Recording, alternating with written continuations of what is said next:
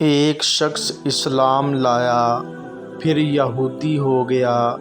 پھر معاذ بن جبل رضی اللہ تعالی عنہ آئے اور وہ شخص ابو موسیٰ اشعری رضی اللہ تعالی عنہ کے پاس تھا۔ انہوں نے پوچھا، اس کا کیا معاملہ ہے؟ ابو موسیٰ رضی اللہ تعالی عنہ جواب دیا کہ اسلام لایا، پھر یہودی ہو گیا۔ پھر انہوں نے کہا کہ جب تک میں اسے قتل نہ کر لوں نہیں بیٹھوں گا۔ یہ اللہ اور اس کے رسول صلی اللہ علیہ وآلہ وسلم کا فیصلہ ہے۔ رسول کریم صلی اللہ علیہ وآلہ وسلم نے فرمایا، جس نے میری اطاعت کی اس نے اللہ کی اطاعت کی، اور جس نے میری نافرمانی کی اس نے اللہ کی نافرمانی کی، اور جس نے میرے مقرر کیے ہوئے امیر کی اطاعت کی اس نے میری اطاعت کی، اور جس نے میرے امیر کی نافرمانی کی اس نے میری نافرمانی کی۔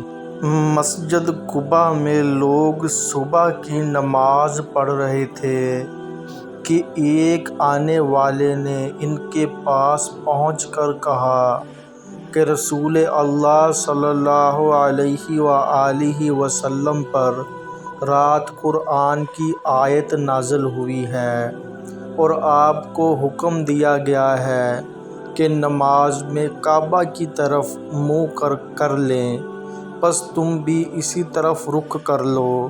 ان لوگوں کے چہرے شام یعنی بیت المقدس کی طرف تھے۔ پھر وہ لوگ کعبہ کی طرف مڑ گئے۔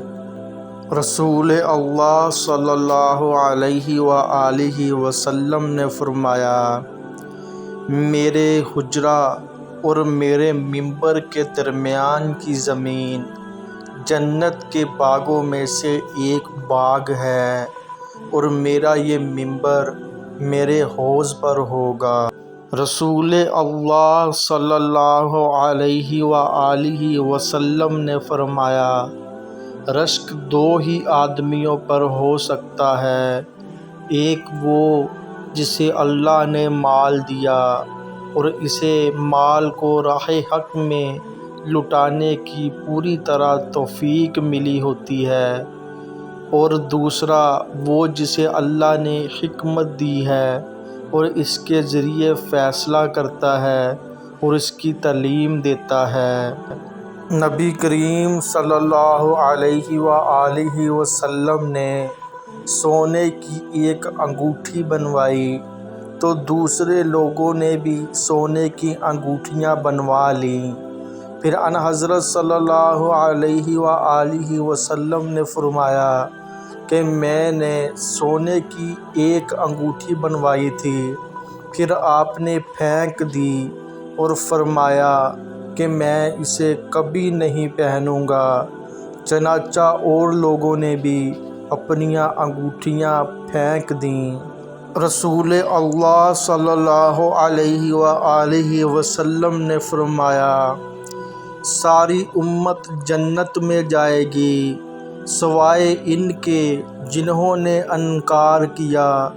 صحابہ نے عرض کیا، یا رسول اللہ صلی اللہ علیہ وآلہ وسلم، انکار کون کرے گا؟ فرمایا کہ جو میری اطاعت کرے گا وہ جنت میں داخل ہوگا، اور جو میری نافرمانی کرے گا اس نے انکار کیا۔